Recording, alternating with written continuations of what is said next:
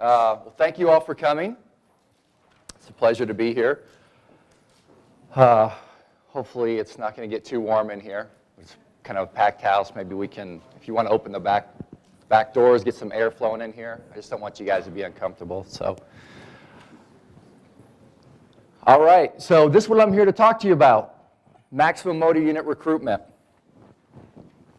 I'm going to get right to the details.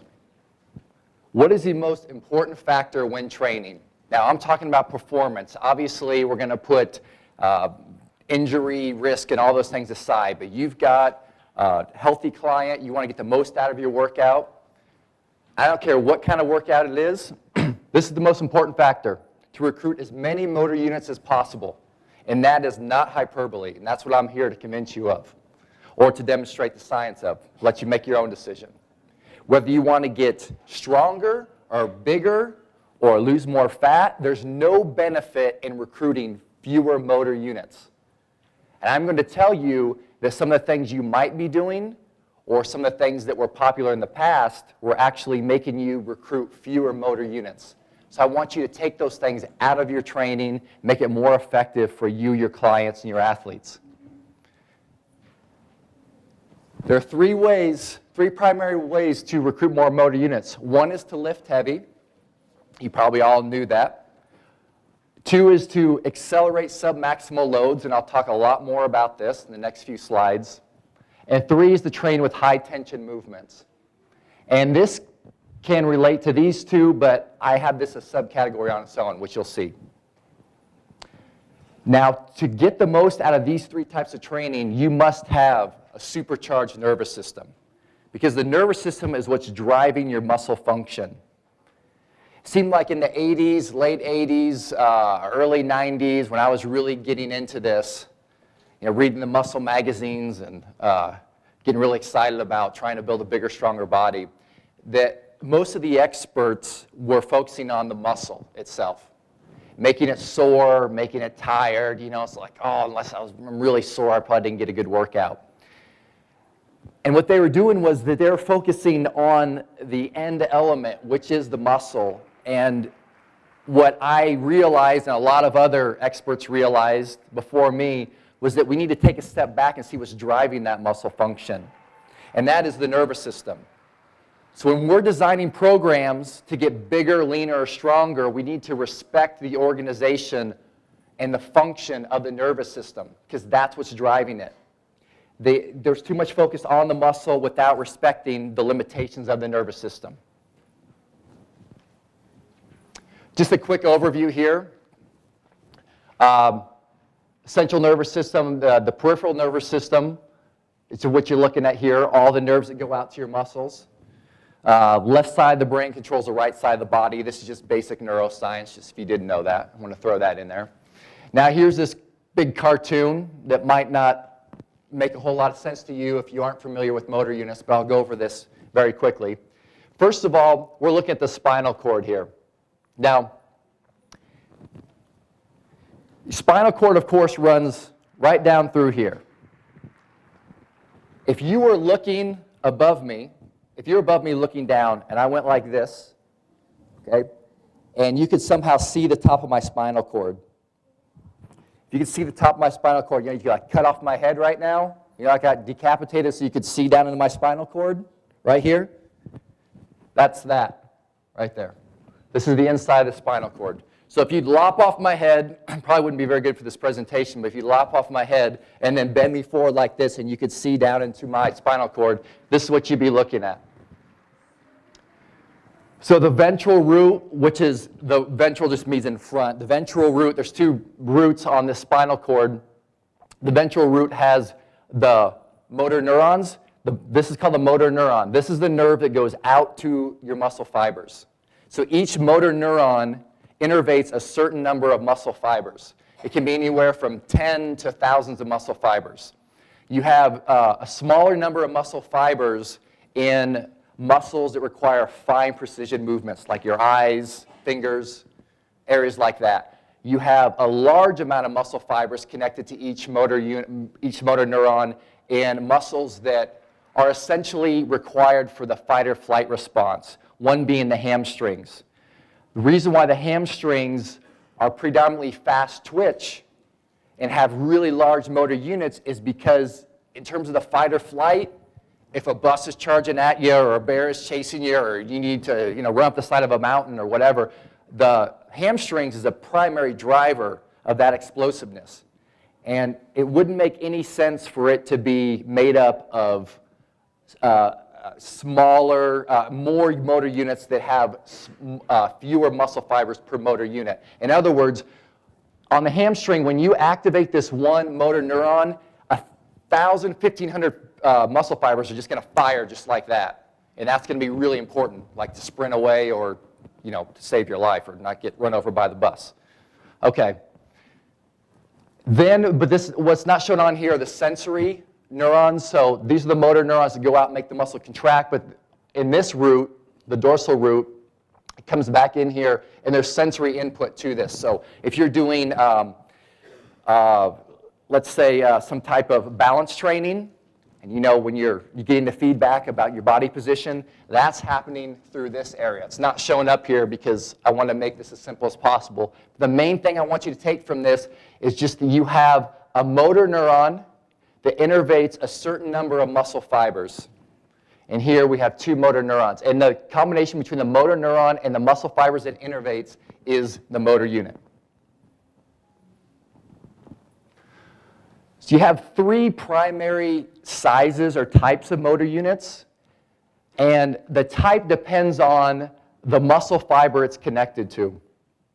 So your smallest, weakest are connected to the type 1 muscle fibers. These are called slow motor units.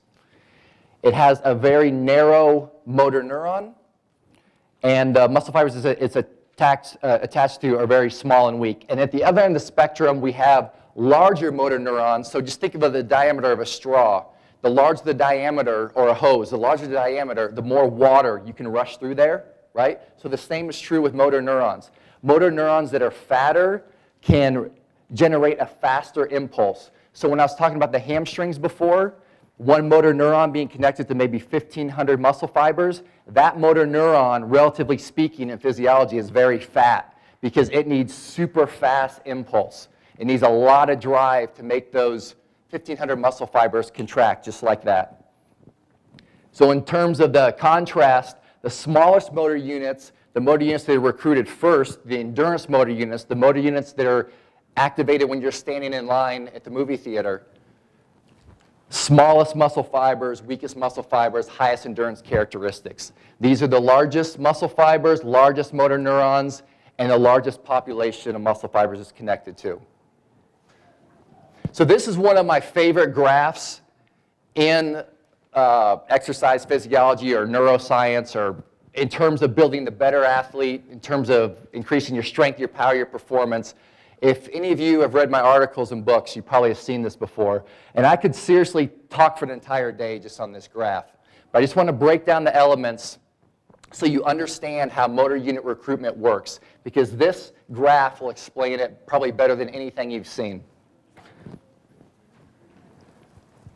So here we have percentage of maximal force. Here we have percentage of motor units recruited. So this would essentially be like you're sleeping, okay? So 0% maximal force. Now, if you're just standing in line, standing in line at the movies, you got muscle activation happening, but you're not really doing much, we're going to say it's right around this area, okay? So this standing area right here, this is when those type 1, those weakest, smallest muscle fibers are activated, all right? So those smallest motor units are just in play when you're just standing in line at the movies. Then let's say, you need to walk. You're going to walk to get some popcorn. You're going to walk. You're going to go from just a standing to just a walking. Then you're going to need a little bit more force production. So then you're going to recruit a higher percentage of motor units. And then if you realize that, oh my God, the movie's about to start, I got to walk really fast, you got to recruit even more motor units to make yourself move faster. Then you're going to be tapping into the motor units that contain the type 2A muscle fibers, which are the intermediate muscle fibers. Right? Then if you need to start running, or if you need to start absolutely sprinting because, oh my God, I'm going to miss the movie, or my girlfriend's going to leave me, and watch the movie with another guy or whatever it is, then you need to run and you need to jump over the turnstile and all this, then you're recruiting a lot of motor units. So we're all the way up here, all right? So in terms of developing a power athlete, in terms of building more strength, in terms of building more muscle, where do we want to be on this graph? Someone just yell it out. Where do you want to be? That's right. You want to be all the way over here. This is the holy grail right here. Now, I'll tell you straight up, if you want to get over here, all you have to do is every time you work out, try to pull a 1 rep max. So there you go. Every time you train now, you just have to do heavy 1 rep maxes. Well, we all know that's absurd, right? Okay? So then we have to dial it back and see what are some other ways that we can get to this right side of the spectrum without absolutely destroying your joints with super heavy maximal training. Okay?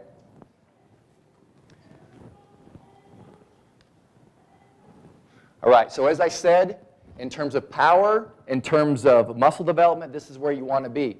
But the other thing is, in terms of metabolic training, in terms of fat loss, you want to get up here. All right?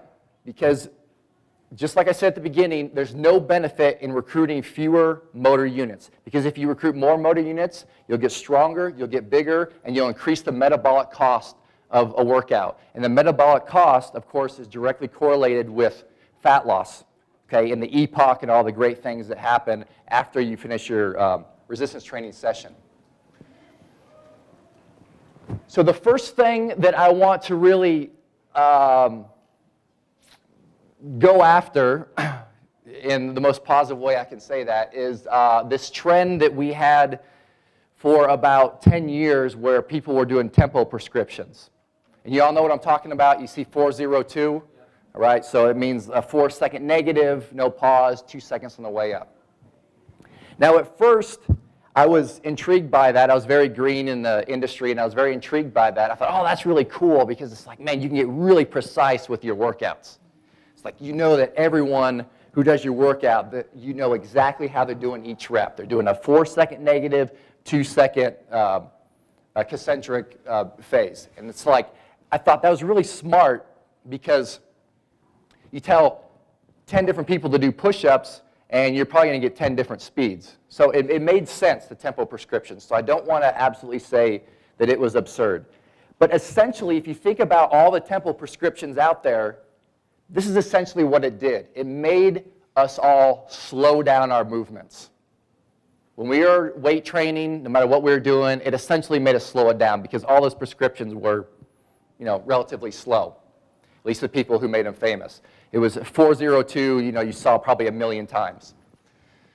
Now, if we put rehab aside and we assume that you or your client has good form, then slowing down a movement, purposely slowing down a movement, is probably the worst thing you can do. Now, I'm talking directly about motor unit recruitment here. I'm saying if you want to get really strong, purposely slowing down a movement is not going to build your max strength. If you want to add muscle quickly, slowing down a movement is just going to keep you at the left side of that graph that I showed you. Because when you have to apply more effort, that's when you shift to the right side of the graph, that power spectrum. Right? So let's look at this comparison right here. This is a dude doing a squat here. Now, this is slow and deliberate. This is important. That you're going to see I have 3 different loads here. See, you guys can see the plates, okay? Heaviest, medium, light. Now, if he's going slow and deliberate, then when he's squatting with this light weight, he's essentially just tapping into the smallest, weakest muscle fibers. Now, if we add the load, okay, and he still goes slow and deliberate, we're tapping into at least the type 2A muscle fibers, okay, those motor units. So he's still going slow and deliberate, but just by increasing the weight, at least we got some more motor unit recruitment. But if he's doing a max attempt,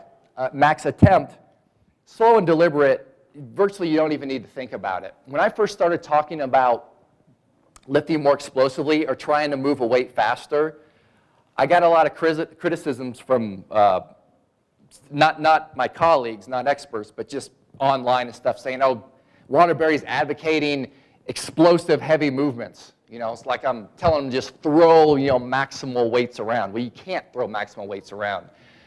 So this is a perfect example. You go slow and deliberate. If it's a maximal load, you're recruiting all of your motor units, all of your available ones. So when you're talking about virtually anything that's heavier than a 5 RM, so anywhere between 1 and a 5 RM, don't even worry about tempo. It's irrelevant. They're already moving the load as fast as they possibly can. They're already using a lot of full body tension, because if they weren't, the load wouldn't even be moving. So that means it's the two scenarios above the maximal loading that's really important for this, because we want to recruit those additional motor units that are left behind in that first scenario. And this is how we do it, by applying the most acceleration possible. Because as soon as you accelerate this light load, now when I say light load, I'm talking about like 50%, 50 to 60% of your 1 rep max. If you go really light, 10% of your 1 rep max, you're not going to be able to recruit all your motor units. Like when Lou Schuler, the great Lou Schuler over here, was editing one of my books, the analogy we came up with was, that he was great helping me with, was you take a baseball or a tennis ball and you throw it as hard as you can. You're not going to get full motor unit recruitment. Or curling a pencil, You're holding a pencil in each hand, you curl it, you can go as fast as you can, you're not going to recruit all your motor units. There has to be a threshold of loading. Okay? You have to have enough load to provide a challenge that's heavy enough to still recruit all your motor units when you're lifting explosively. So here, we're talking 50 to 60% of the 1 rep max. That's what I'm just saying is light here. And then here we're talking about like 70 to 75, 80% of the 1 rep max. But in any case, all you have to do is try to accelerate the movement, the shortening phase of the movement. If you try to accelerate it, keep perfect form, you're going to tap in to those motor units that were left on the sideline. And this is going to be great for fat loss. This is going to be great for strength gain. This is going to be great for muscle gain. And this is a fantastic review of power training. And I recommend you all check this out if you haven't, by Cormier. It came out in Sports Medicine 2011. And the statement that they made was they looked at all these different ballistic, plyometric, heavy training, all this. And they just came to the conclusion, just based on all that the actual movement velocity and the intention to move explosively are required to elicit a neuromuscular adaptations that essentially that you want from training. So what does this mean? This means that if we do nothing but this heavy training, where we're not getting an actual fast velocity, we're not going to get the best results, as they say right here. Okay? The intention to move explosively and the actual movement velocity. So here, in any case, you're trying to move it as fast as possible. Here, it's actually moving really fast because it's pretty light. Here, it's not moving quickly. But in any case, we want to hit both ends of the spectrum for the most development. So getting back to this graph, if there's one thing that I hope you take away from this lecture, if you forget everything else, is that when you are trying to recruit the maximum number of motor units, when you start a set, whatever it is, the squat, the deadlift, whatever, you have a limit. You have a 10-second time limit. As soon as the set goes past 10 seconds, you can be sure that motor units are dropping out. And you probably all tried this on your own, too, maybe work it out with your buddies, or if you've been in a lab where you're trying to do max force, MVC, maximum voluntary effort contraction. You know this. If you're pulling on a fixed bar as hard as you can, after 10 seconds, you're not pulling harder. If you really were pulling as hard as you could from the start, about 7, 8, 10 seconds, you're losing your strength. We all agree on that, right? Okay?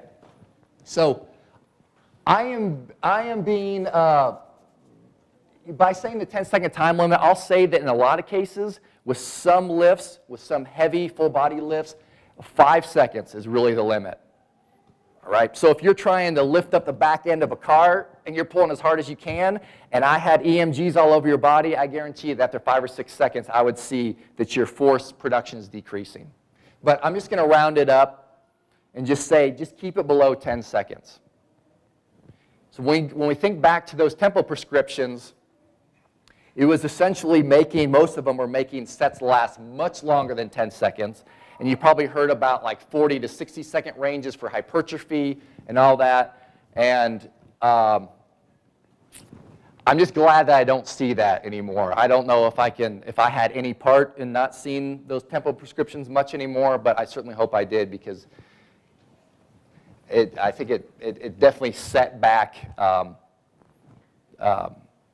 the results in terms of getting bigger, faster, stronger, and having a more metabolic demand for the workouts. I think for explosive athletes, I think it kind of set it back. It has its place. Longer sets certainly have their place. I am not saying you should never do a set that lasts longer than 10 seconds. I do it all the time. I do it with my fighters. I do it with a lot of clients. It's just that if you're looking for maximum power, maximum strength, maximum motor unit recruitment, after 10 seconds, motor unit's going to start dropping out. So let me address one other issue, kind of put some dogma to rest.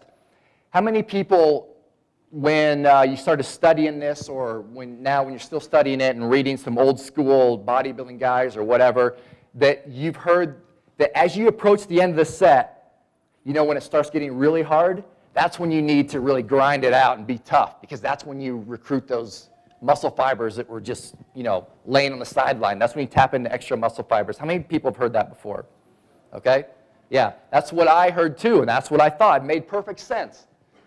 You're doing a curl or whatever, and it's like, oh man, it's getting really hard now. Now's when I really need to dig deep, and this is when I'm really going to get that extra growth. Well, let me tell you what's actually happening in one of those sets. So let's use the curl as an example, because it's easy to visualize. Let's say I've got a load that I can curl 12 times, all right? So I'm doing it slow and deliberate, 2 seconds up, 4 seconds down, okay? First few reps are pretty easy. Now, I could accelerate it much faster if I wanted, but I don't, because I have it in my head that I need to do this slow and deliberate, really feel the muscle. So the first 3 or 4 reps, I could accelerate if I wanted, but I don't. And then by rep 7 or 8, I realized, wow, even if I wanted to accelerate this, I couldn't, okay, because this is like my max speed.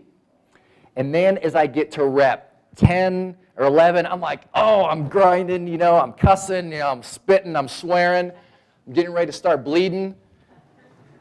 And I am just grinding it out, grinding it out, grinding it out. And then by like the 12th rep, I can't even hold it anymore. So that's how the set goes. Now let me tell you what was happening in terms of motor unit recruitment. Those first 3 or 4 reps that could have gone faster, you could have moved faster,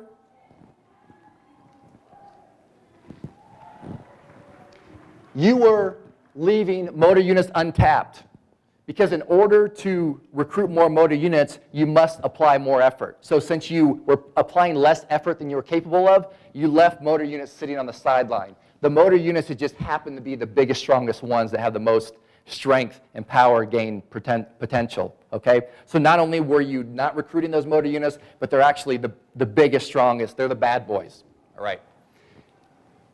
Then as you got to the point where you couldn't lift it any faster, what was happening was that you were shifting further to the left, like in terms of the spectrum of the percentage of motor units recruited.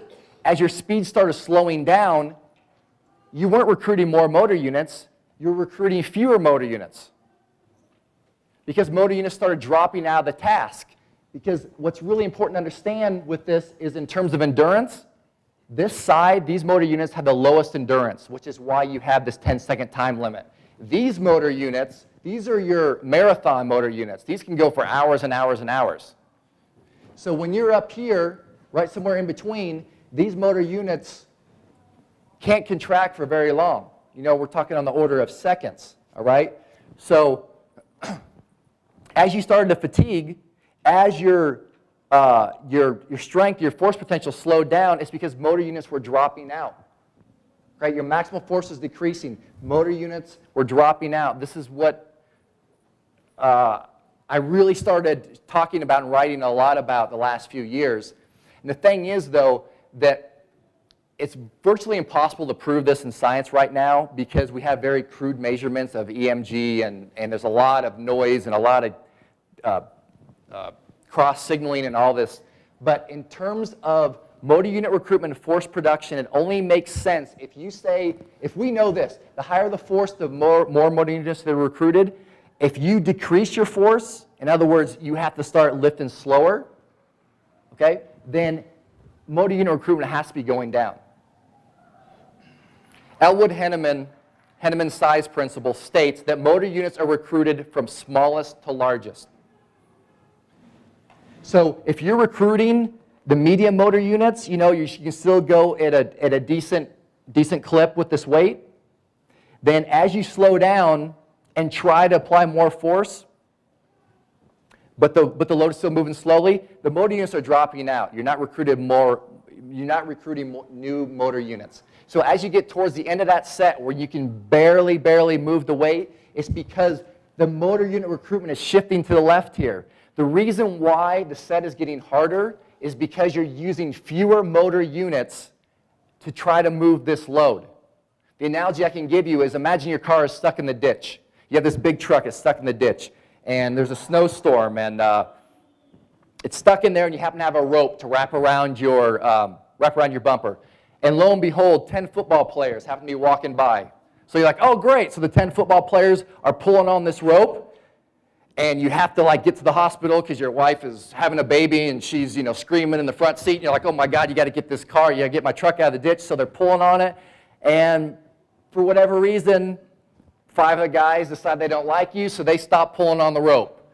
So now the other 5 guys have to pull super hard. To try to get this truck out of the ditch, right? That's how it works in a set to failure with motor unit recruitment. It gets harder because fewer motor units are trying to move the load. You were sold on just the opposite. As you approach the end of the set, you're recruiting extra motor units. You're not. The ones you were recruiting are dropping out, and now the smaller, weaker ones are trying to do the job.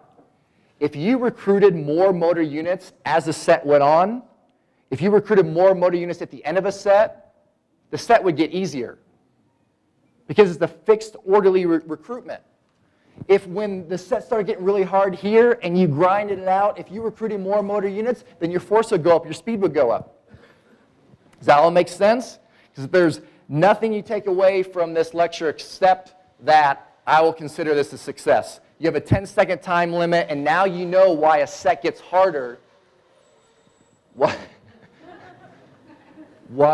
I apparently pissed off someone out there with a vacuum cleaner. So now you know why the set gets more difficult as it goes on when you're doing slow and deliberate and you're going to failure. It's not because you're recruiting more motor units. So what do you do? What do you do? Right here. You limit the set to 10 seconds. Many reps in 10 seconds. Absolutely. That's what I'm going to get to next, but that's an excellent question. So we said, what do you do? Well, if you're looking for maximum motor unit recruitment from a set, you have to know, first of all, the limit is 10 seconds. And second of all, if you can move the weight faster, if you can accelerate the lift faster, the shortening phase, then you need to do it. Because if you're not accelerating it, then you're leaving motor units untapped. So as Rudy was just asking, that means if I have a really heavy load, I might only get 3 reps in that 8 or 10 seconds because it's really heavy and I can't move any faster. However, if we're talking 50% of 1 rep max, I'm doing a 1-arm row, I might rip off 15 of them in the 15 seconds. But in either case, I got maximum motor unit recruitment. And as that study mentioned by Cormy, not the study, the review, you want to have both. You want to have the intention to move explosively. Okay, so that's heavy weight training, and you're trying to move it as fast as you can, but it's still slow, and then you want to have actual fast movement velocities. That's how you're going to get the best results. That's how you're going to build the complete athlete. That's how you're going to get the most out of your training. And when you're talking about actual fast movements, this is what's great for metabolic conditioning. If any of you work with fat loss clients who are primarily interested in fat loss, one of the best things you can do is to take light loads, whatever it is, 50% of the 1 rep max or whatever it is, and have them move more explosively. There's a fantastic study done a couple years ago that helped validate what I'd been saying, where they took 2 groups of subjects. One was performing the squat movement, slow and controlled. The other was performing the squat with the concentric phase as fast as possible. And there was a significant difference between their results in terms of the metabolic demand of those workouts. Same movement, same number of reps, but the group that accelerated the squat had a much higher metabolic demand. And that's great for energy expenditure and fat loss and all those things that come with it. Yes? So did you guys hear the question? He asked about dropping the load through longer periods of time. So triple drop sets was a popular method used in the 80s with bodybuilders. Probably some still use it now. If you all don't know what it is, let's take the curls as an example. You start off with a heavy load, relatively heavy load, like a load you can lift like 6 times. So you do like 6 hard reps, and then without rest, you grab a lighter load, and then you do another 8 or 10 reps. And then you grab a lighter load. So you just keep going lighter and lighter and lighter so you can keep your number of reps up. All right? What I've outlined to you guys thus far, do you think that would be a good or bad way to have maximum motor unit recruitment in a set? Okay. So this is the reason why. Triple drop set, you start off strong, right? The first set, you're going strong, you're up here, you're recruiting as many motor units as possible. Then you have to drop the load, okay, because you're fatigued. So in other words, the amount of force that you can produce is less. So now we're over here because your force has gone down. Then as you get really, really light and you're just like, we've probably all done this. We're doing side raises or curls and you're holding 10 or 15 pound dumbbells like a big strong guy. It's like, oh my God, I can barely move it, because I'm so fatigued. You're all the way down here. You're just working on the endurance motor units, the smallest, weakest ones. And you might say, well, so what's the problem with that? You started up here and you worked all the way to the left. What's wrong with that? Well, what's wrong with that is that you're really overloading and breaking down and fatiguing these motor units, the smallest motor units. And when you start emphasizing and really breaking down these, then a lot of bad things can happen. Bad things if you want an explosive athlete. One, you can have muscle fiber conversions, because the body wants to convert the biggest, strongest motor units to smaller ones. Okay? When I was in grad school, my master's paper was on the difference between muscle fiber alterations, the difference between strength training and endurance training. And the body does not want to make these big, strong motor units. It wants to make the smaller, weaker endurance ones because it's less metabolically taxing to the body. I mean, who knows if that's the reason why, but the research is very clear. It wants to make these and not these, right? So when you start emphasizing these smaller motor units, then you can get that shift. The other thing is that motor unit recruitment, it's fixed and orderly according to Henneman. And Henneman's size principle has stood the test of time for all these years, all these decades. So what that means is in order to get here, you must go through here first. It's fixed and orderly. So if you really fatigue out this area right here, it's going to be much harder to get over here again. Like if you're in a 10-story building and the 5th floor is on fire and you got to take the stairs, you're going to have a hell of a time getting that 10th story, right? So when you really fatigue these out, it's harder to get up here. We've all probably done this before. Even at the beginning of the workout, let's say you're doing a bench press and you do a really hard set to failure, then you can never reach your peak maximal strength again in that session. You have to start decreasing your load because you've fatigued out these smaller, weaker motor units. All right? What time we got here? All right. So beyond 10 seconds, it's fine to do that. But from one of my Bibles, the Principles of Neuroscience, taken directly from them. As muscle force is decreased, motor units drop out in the order opposite from their recruitment. The largest are the first to cease activity. And when I started writing about that, people seemed to be really shocked and surprised. That example I gave where you're doing the Sett to failure and motor units are actually dropping out, that's why it gets harder, and you've been told that you're recruiting more motor units when that's not the case. Here, the principles of neuroscience, they said exactly what I was saying too. I mean, if you don't believe me, then you can go straight to the source. Because, hang on just a second, because Henneman's size principle says the smallest are recruited first, the largest are recruited last. So when you fatigue, then all those motor units on the right side, they start dropping out and you start shifting to the left.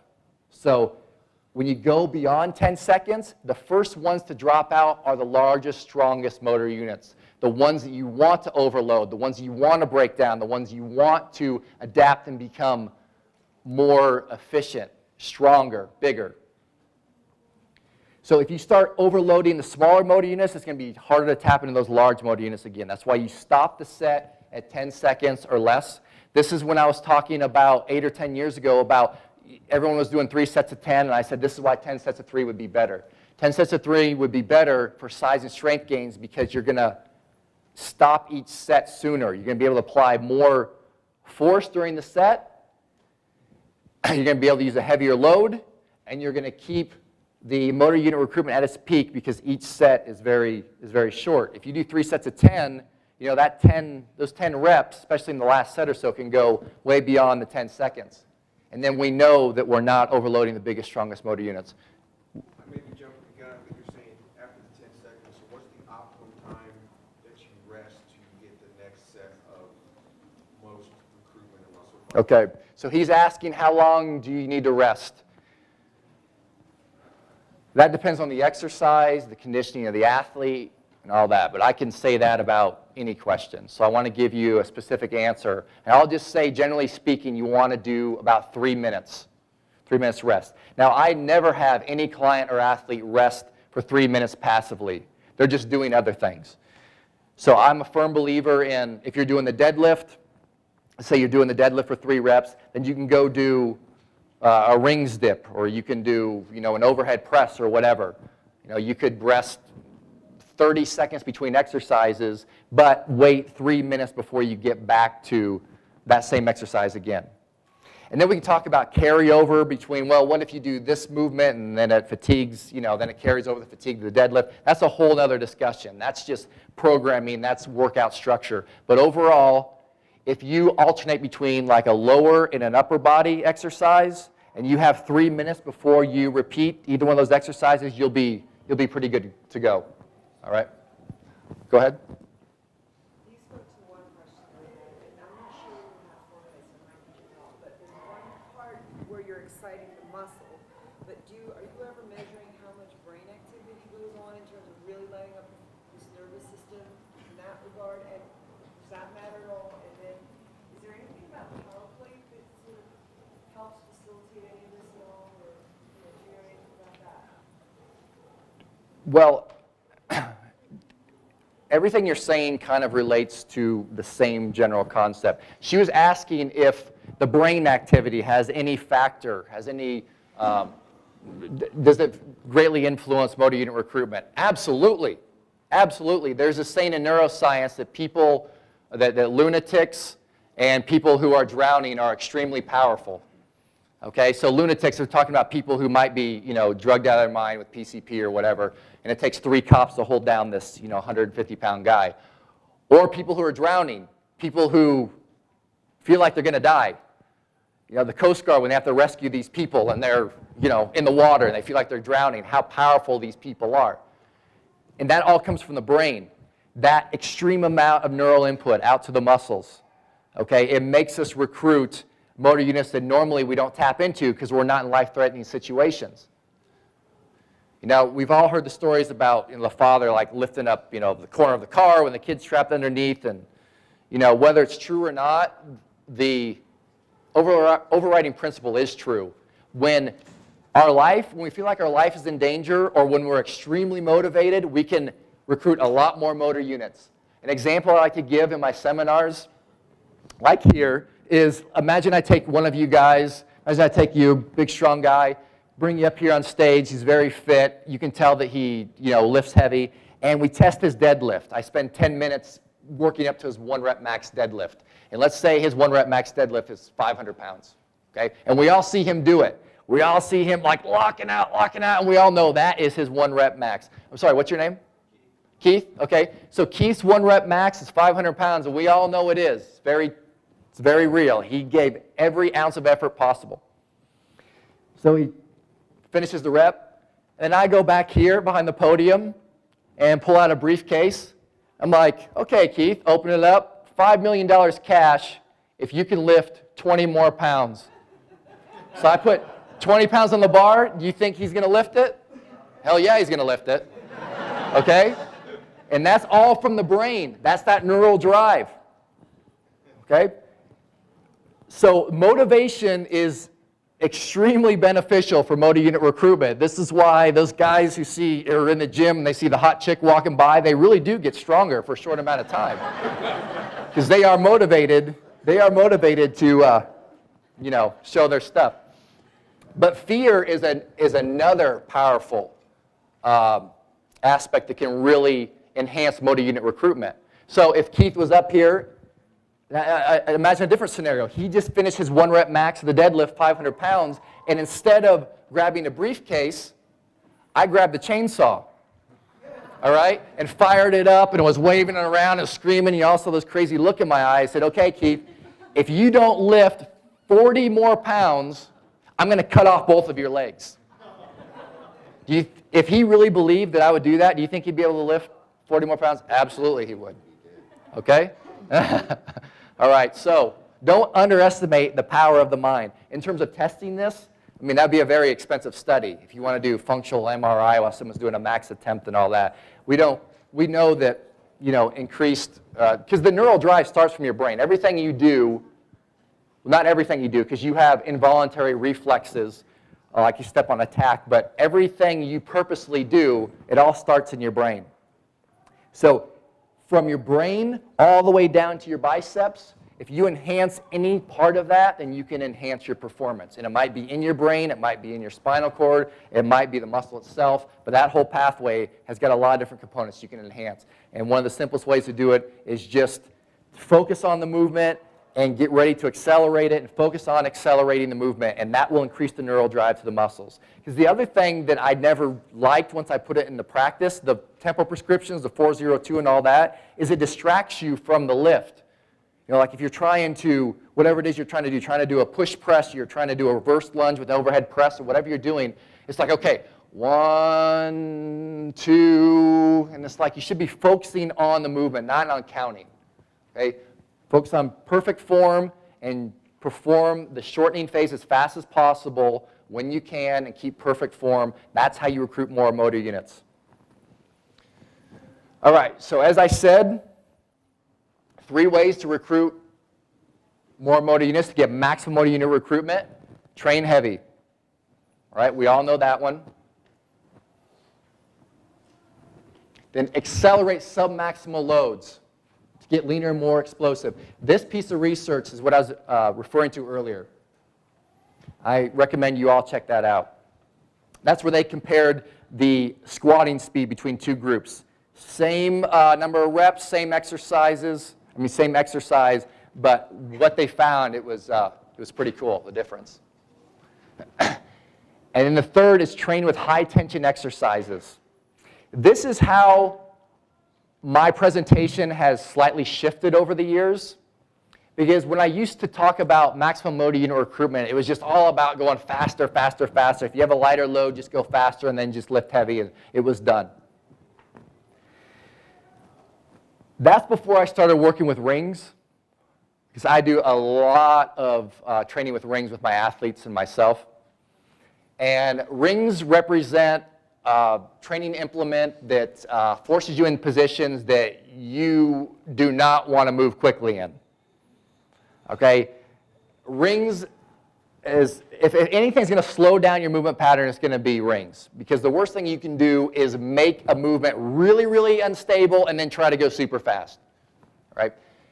And I use this picture for a reason because these guys who perform the rings event, this is my opinion, you might have your own opinion, but this is my opinion, pound for pound, best upper body development in the world.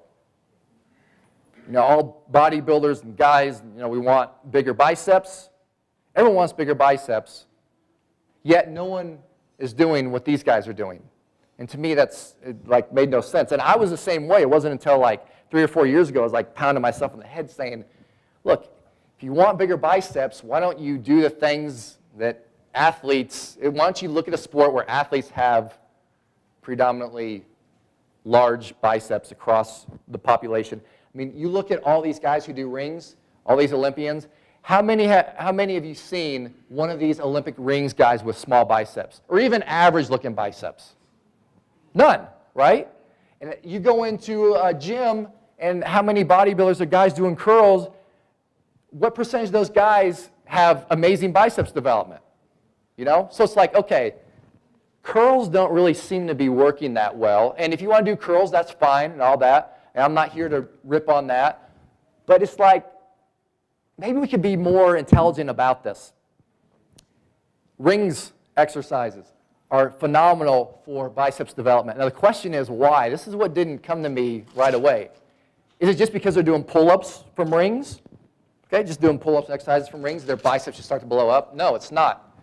The reason why they get this biceps development is because they're doing those crazy holds like the Maltese, okay? All these different positions that put the biceps in this extreme stretch position. Okay, like their elbow joints are like slightly hyperextended. Because the elbow joint, if you didn't know, should slightly hyperextend, right? And if it can't, then you probably have some soft tissue issues you need to work on. But that slightly hyperextended position or that really stretched straight position, when they try to hold a maximum isometric contraction, is a very powerful way to elicit muscle growth in the biceps. That's the part that I didn't immediately realize.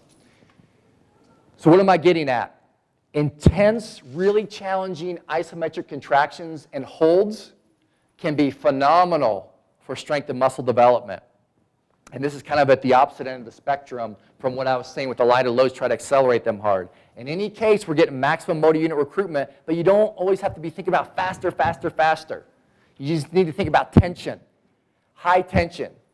If you're lifting a maximal load, you're getting high tension. If you take a light load and then try to start ripping it really fast, you're going to get high tension. If you're on the rings and you're trying to hold this position, you're going to get really high tension. Okay? So those are the 3 ways you get maximum motor unit recruitment. Go ahead. So is that important that the length of the muscle is increased, or is it at the end position only? Let's say if you're holding a squat at the wall, would that work the same way? Or a bicep hold this way as he's holding it? Yeah. Or at the length, at the Right. extension? So she's asking what positions do you hold and all this. That's a whole nother presentation. I just wanted to make it very clear that it doesn't always have to be really fast with light loads to get maximum motor unit recruitment. This is a, quote, body weight exercise. But if you put the muscle and the joints in the right position and hold and do these tense isometric holds, key point being if you can hold the position longer than 10 seconds, it's not optimal. Okay? A lot of these holds you're not going to be able to, like if you do iron cross, modified iron cross, you go out and maybe like here's the furthest you can hold. Try to hold that for like 5 seconds and then stop. And that's a great way to build muscle in the lats and shoulders because you're getting maximum motor unit recruitment. But if you're holding a position that you can sustain for 15, 20, 30 seconds, then you're breaking my rule of 10-second limit for each set. Okay? Go ahead. Is there an optimum number of sets? So in terms of programming, he's asking if there's the optimum number of sets. I will just say, I'm giving very general answers here, that you can't go wrong with 5. And this is getting back to one of the best set rep combinations I ever used when I was a kid, and then I started training people to get bigger and stronger. One of the best set rep combinations was the 5 sets of 5. And so much of what I do stems from that as an offshoot of that. All right? I wrote an article called the Set Rep Training Bible, and essentially it was how much volume with how much load do you need to elicit a certain response. And it all stemmed from that 5 sets of 5. Bill Starr talked about, and the strongest shall survive, with 80% of your 1 rep max or whatever. I think that hits a sweet spot for almost everyone.